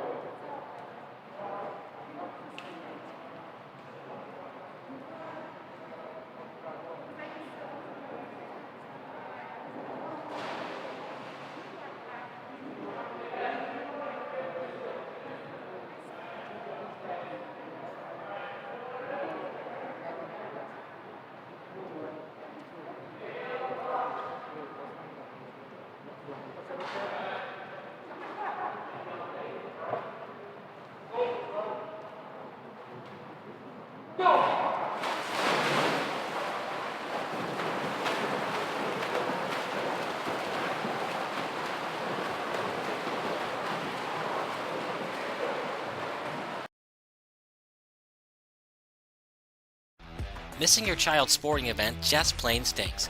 But you don't have to worry about that anymore, thanks to Sports Broadcast Solutions. SBS is a live broadcasting network, as well as covering your on-demand needs, recruiting videos, highlight reels, and much, much more. We can broadcast live to any website, and we also post as much on-demand content as you need. For more information about SBS, check out our website at sportsbroadcastsolutions.com. Sports Broadcast Solutions, a broadcasting network for everyone.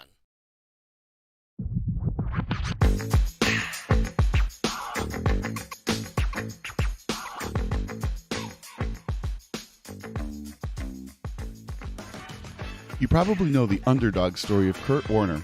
The future leader of the greatest show on turf was a former grocery store bagger who played his college ball at the University of Northern Iowa. He finished his career in 1993.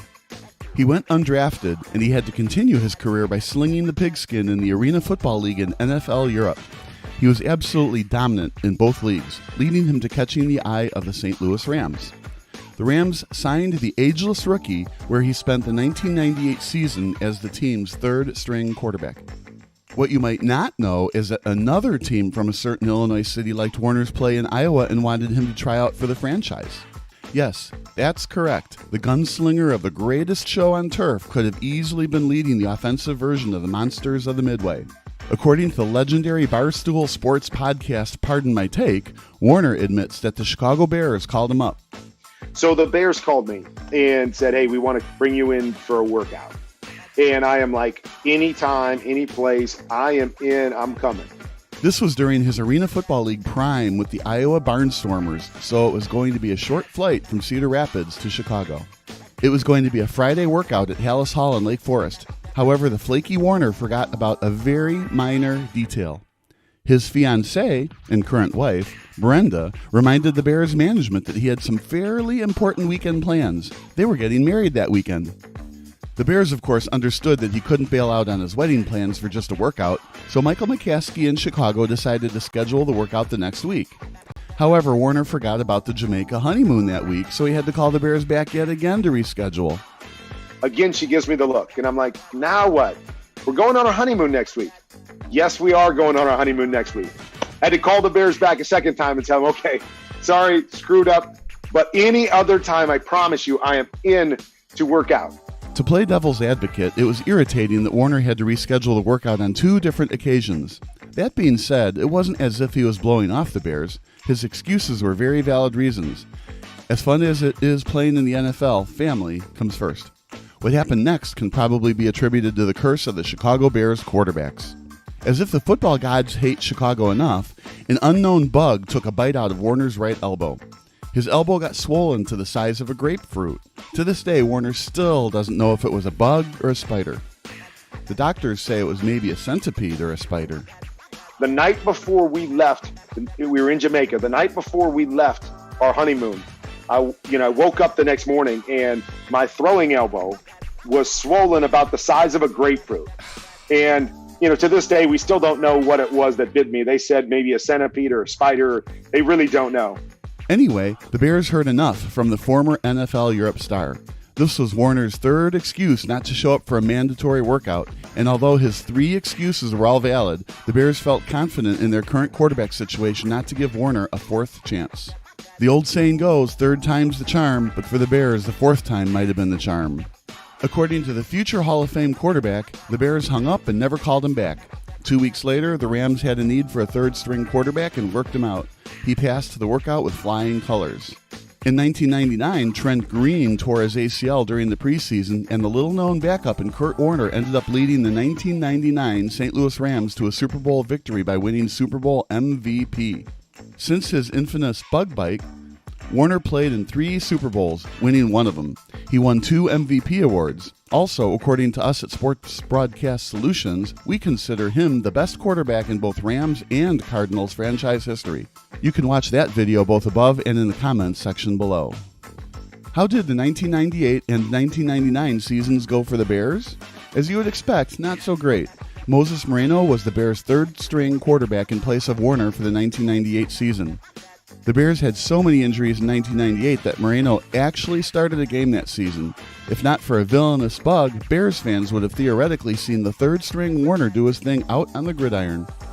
In 1999, the Bears selected future quarterback bust Cade McNown with the number 12 overall draft pick. McNown was one of the worst quarterbacks in Bears history. During his rookie season in 1999, he completed just 54% of his passes. It just makes you wonder, would the Bears have made it to the Super Bowl in 1999 and 2001 if Warner was their starting quarterback? Probably not, since the Rams also had Torrey Holt, Isaac Bruce, and Ricky Proehl at wide receiver. Incredibly, Proehl could have been Warner's teammate with the Bears, but Chicago let Ricky walk in free agency after the 1997 season ended. Proehl was on the Rams during their Super Bowl runs in 1999 and 2001. What makes this story even more interesting is the Cleveland Browns could have acquired Warner during the 1999 expansion draft. The Rams made him available to be drafted since they put all of their trust in Trent Green. However, the new Browns just didn't see enough in Warner's game film to try him out as a backup quarterback. I guess that they really liked Tim Couch. Since making their very dumb decision in 1998, the Bears have still never had a quarterback throw for at least 4,000 yards in a season. The Browns, who became an expansion franchise in 1999, have won only 1 playoff game. They've only played in 3 total playoff games since passing on Kurt Warner. By the way, Tim Couch didn't start at any of those 3 playoff games. The best quarterback in Bears history since 1998 is arguably Jay Cutler. Although Cutler won just 1 playoff game, Cutler's playoff win came against the Seahawks, who had a record of 8-9 coming into the divisional round. As for the Browns, the jury is still out on Baker Mayfield. Are the Browns and Bears cursed when it comes to finding a quarterback?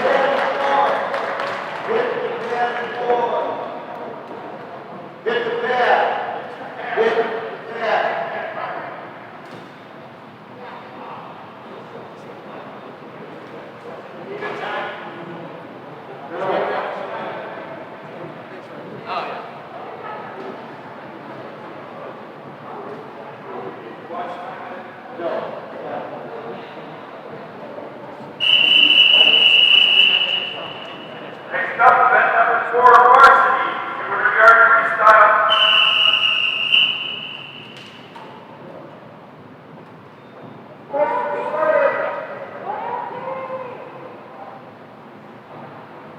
Your mark.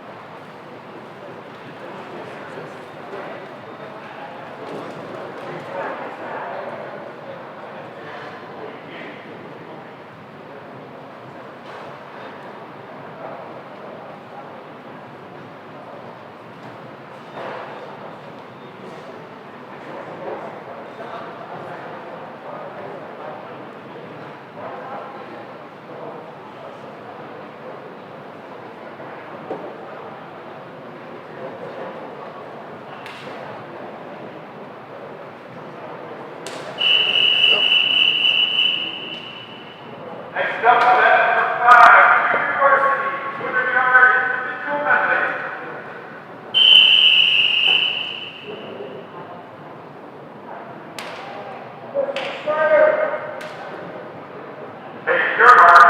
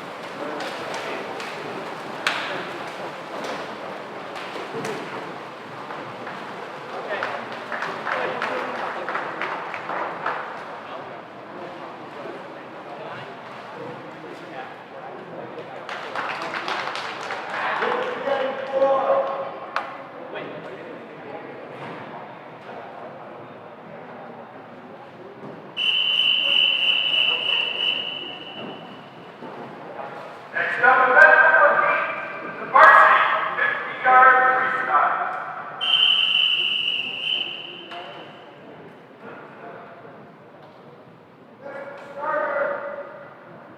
Take your mark.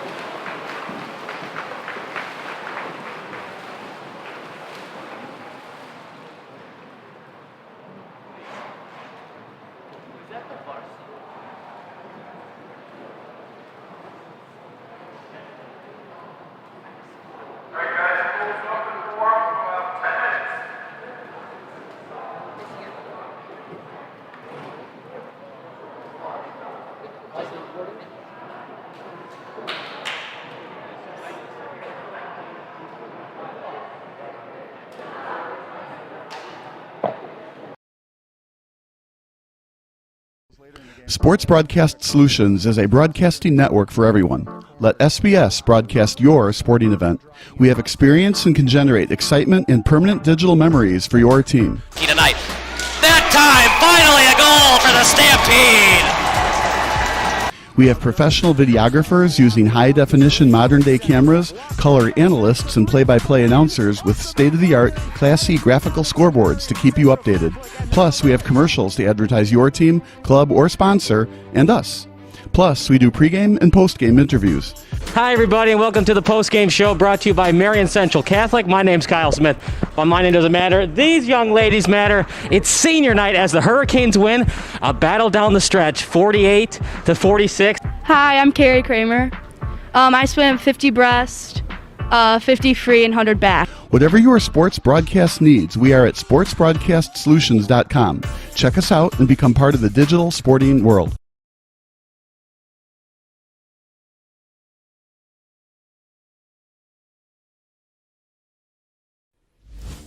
Sports Broadcast Solutions is a broadcasting network for everyone.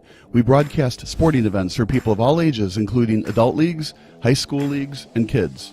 Complete with professional-looking graphics, broadcasters, color analysis, and commercials.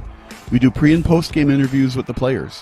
In addition, Sports Broadcast Solutions does highlight films, including college recruiting reels, highlight films you'd see on sports news programs, and just simply highlight films for fun. Sports Broadcast Solutions also provides raw footage and live streams if you'd like. Subscribe to us and listen to our professional talk videos about relevant topics in the pro and college ranks. Whatever your sports broadcast needs, contact us at sportsbroadcastsolutions.com and become part of the digital world.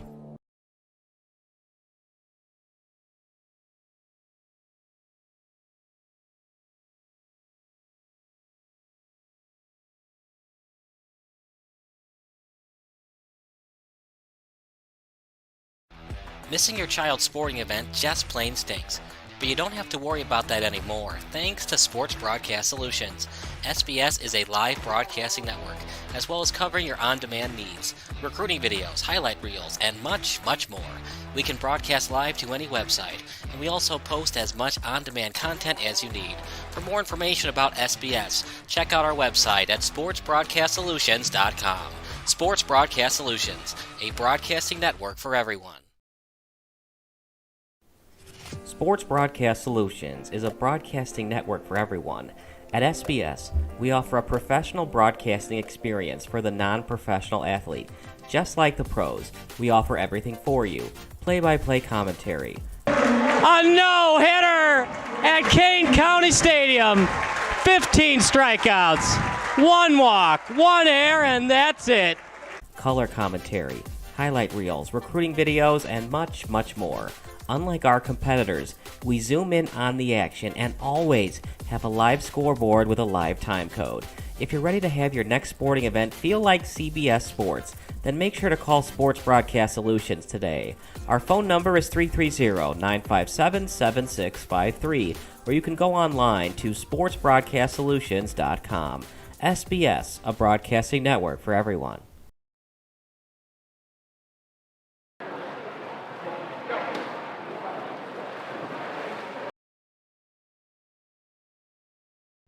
This is Sports Broadcast Solutions, a broadcasting network for everyone. Check us out at sportsbroadcastsolutions.com and become part of the digital sporting world.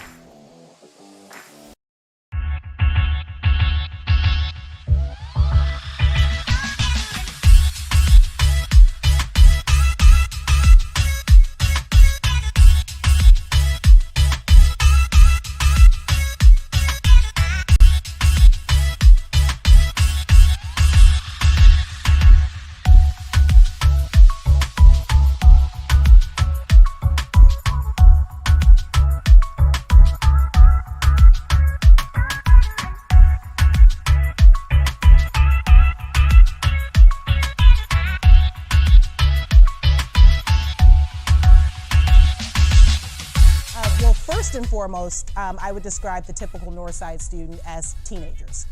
Whether they're at Northside or any other place, teenagers are teenagers. Northside students specifically, I would say that you have everything from your students who are really into athletics to students who are quirky and into dance or into special clubs. So there's a wide variety of interests.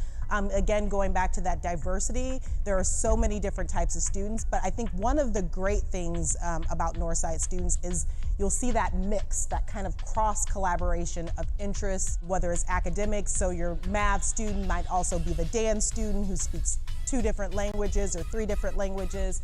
So there's this wonderful, wonderful range with our students.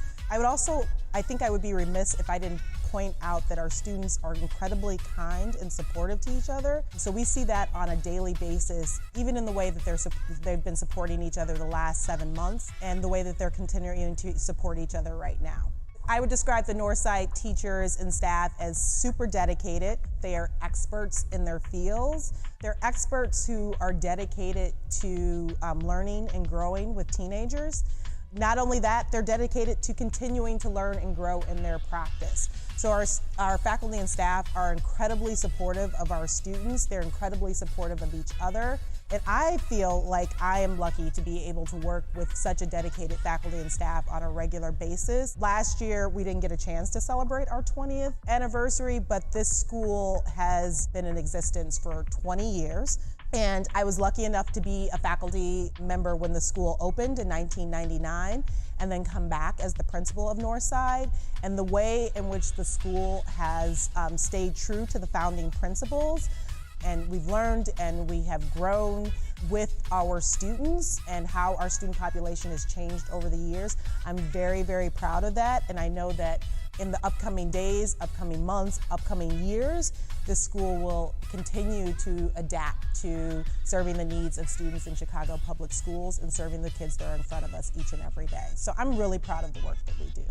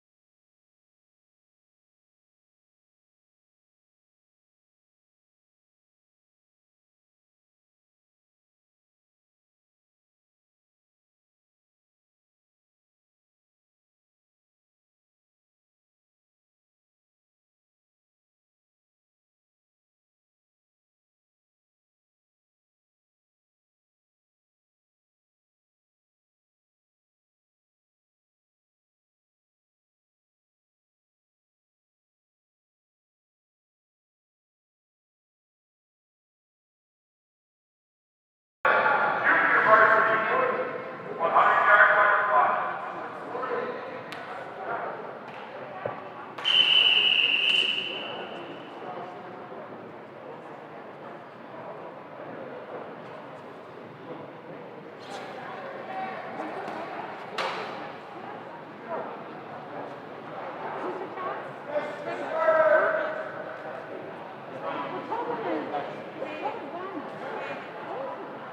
Take your mark.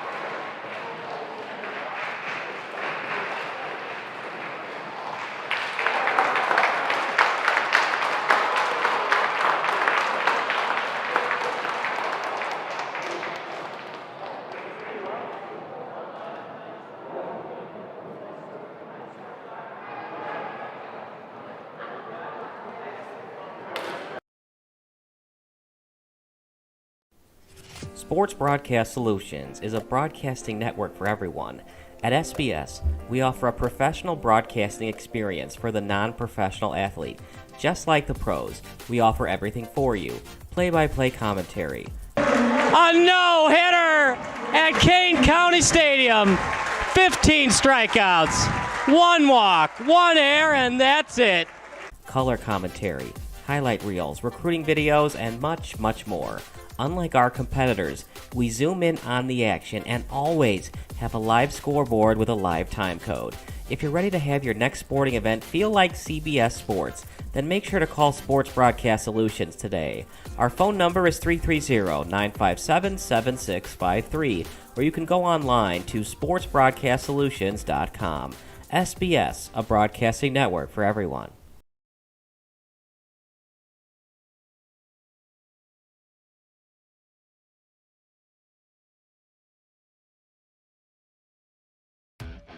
Made from an athlete's mind for all sports minds. Level Up Branding is a unique sports marketing and branding agency, offering athlete management, brand management, and so much more. We are powered by experience, currently serving athletes in the WNBA, MLR, NFL, and college sports. We are looking to take on more clients because everyone deserves a shot at their dream. Our goal is to help others by inspiring one person at a time. Level Up Branding was founded by Lauren, who was and still is an athlete. She understands the importance of being a well-rounded and built individual. It takes an athlete to know an athlete. We are built different. There is so much more to an athlete than what is seen on the field or the court. We make it a priority to understand our athletes. We want to know and understand our clients' values, motives, passions, and future goals. At Level Up Branding, we believe in helping others succeed. We believe in giving back. We believe in family. You are more than an athlete. Level Up Branding was founded based on the sheer passion of sports, community involvement, and the sense of belonging to a community. We were created from an athlete's innovative mindset and experience, and here to offer our services to like-minded athletes.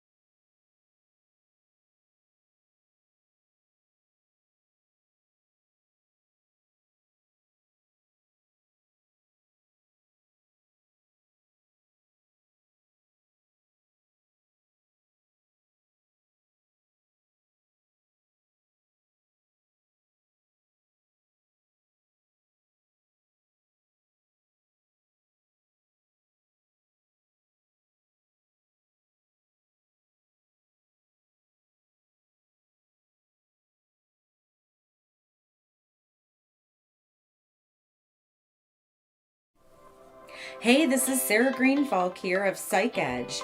Do you want to learn how to improve your performance, improve your confidence, improve your resilience?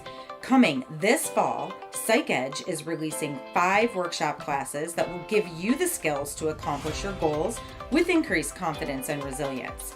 This is your opportunity to learn all the main psychological pieces of mental training in one place, plus the process I've developed to build these skills. Go to my website, psychedge.club, and sign up for my monthly blog emails, which will include the updates on the class release.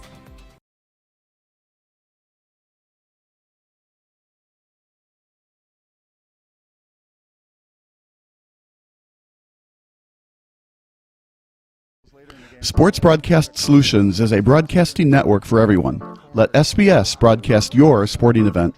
We have experience and can generate excitement and permanent digital memories for your team. Tonight. That time, finally a goal for the Stampede! We have professional videographers using high-definition modern-day cameras, color analysts, and play-by-play announcers with state-of-the-art, classy graphical scoreboards to keep you updated. Plus, we have commercials to advertise your team, club, or sponsor, and us. Plus, we do pregame and postgame interviews. Hi, everybody, and welcome to the postgame show brought to you by Marion Central Catholic. My name's Kyle Smith, but my name doesn't matter. These young ladies matter. It's senior night as the Hurricanes win a battle down the stretch, 48-46. Hi, I'm Carrie Kramer. I swim 50 breast, 50 free, and 100 back. Whatever your sports broadcast needs, we are at sportsbroadcastsolutions.com. Check us out and become part of the digital sporting world.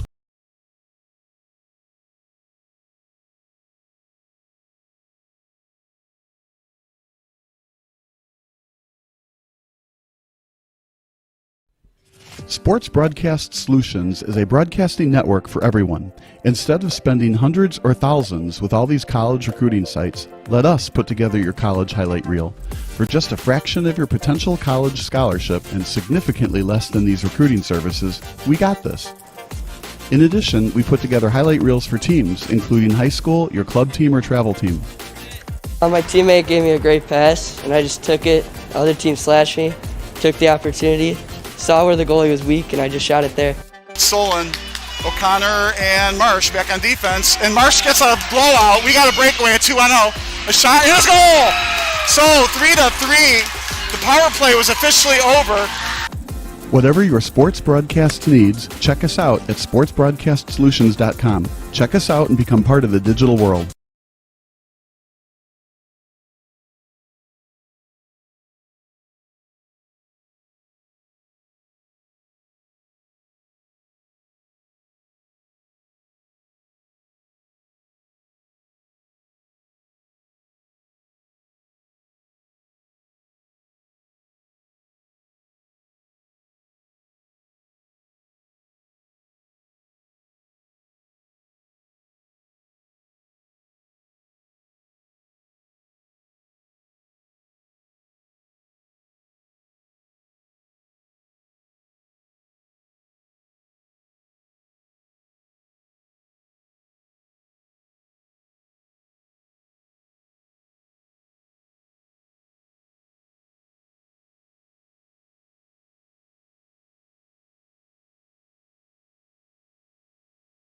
Hey, this is Sarah Greenfalk, owner of Psych Edge.